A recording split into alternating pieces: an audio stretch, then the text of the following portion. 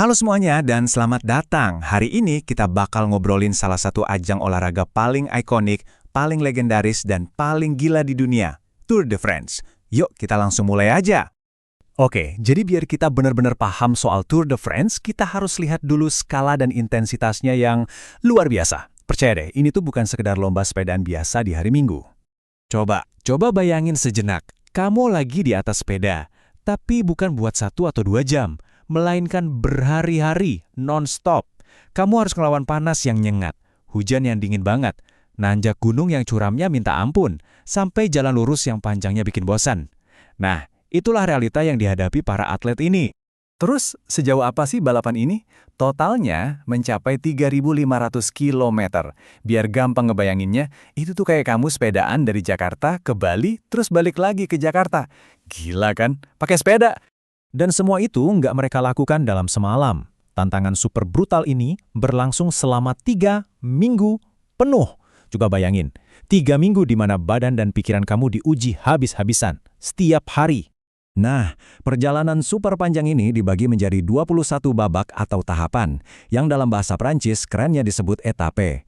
Jadi, anggap aja setiap hari itu adalah satu balapan baru, dengan medan dan tantangan yang beda-beda. Nah, jadi gimana sih balapan segede ini diatur? Apa aja tantangannya? Yuk kita bedah lebih dalam lagi. Jadi, yaitu tadi, setiap hari adalah satu etape. Gampangnya, ini tuh kayak ada 21 balapan kecil yang digabung jadi satu kompetisi super besar. Waktu tempuh di tiap etape ini dijumlahin terus buat nentuin siapa juara utamanya di akhir nanti. Nah, ini yang bikin Tour de France seru banget. Rutenya tuh macam-macam. Gak ada etape yang sama. Ada tahapan yang datar banget, ini surganya para sprinter buat adu kecepatan. Terus ada time trial atau uji waktu, di mana pembalap cuma sendirian ngelawan waktu. Dan tentunya, yang paling ditunggu-tunggu, tahapan pegunungan yang legendaris. Disinilah, di pegunungan Alpen dan Pyrenees inilah balapan yang sesungguhnya terjadi. Pendakiannya itu brutal banget teman-teman.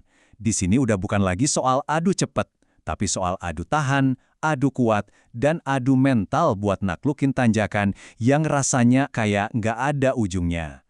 Kalau kamu pernah nonton Tour de France, pasti sadar deh ada beberapa pembalap yang pakai jersey dengan warna-warna yang mencolok.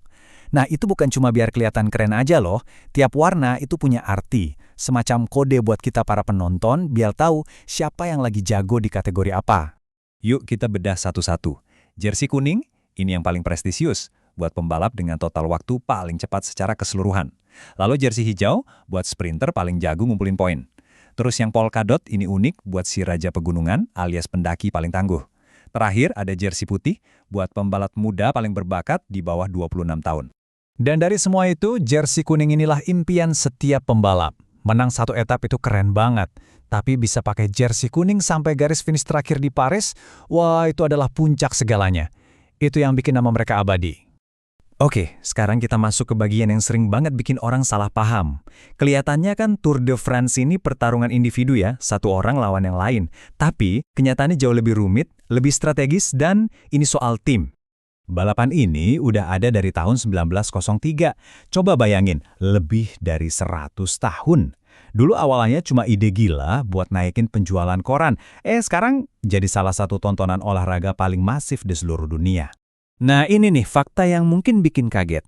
Meskipun yang naik podium juara cuma satu orang, Tour de France itu pada dasarnya olahraga tim. Kemenangan seorang pembalap itu hampir mustahil diraih tanpa bantuan rekan-rekan setimnya. Ini bukan cuma adu otot, tapi kayak main catur di kecepatan 60 km per jam.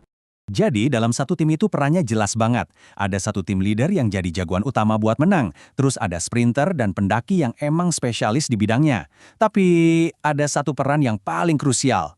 Domestik atau para pembantu. Nah, para domestik ini adalah pahlawan yang nggak kelihatan. Mereka rela berkorban di depan buat mecah angin supaya leadernya hemat tenaga. Mereka yang bolak-balik ngambilin botol minum dan makanan. Bahkan kalau sepeda leadernya rusak, mereka rela ngasih sepedanya sendiri. Semuanya demi kemenangan sang pemimpin. Jadi, setelah kita lihat semua perjuangan fisik dan strategi tim yang rumit ini, sebenarnya apa sih yang bisa kita ambil dari Tour de France? Ternyata banyak banget pelajaran hidup yang bisa kita petik. Balapan ini tuh kayak cerminan kehidupan kita loh.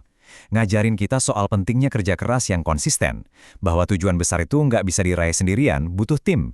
Dan yang terpenting, kekuatan mental buat terus maju pas kita udah capek banget, itu kadang-kadang lebih penting dari kekuatan fisik. Jadi, pada akhirnya, juara Tour de France itu bukan sekedar atlet yang paling kencang. Dia adalah paket komplet.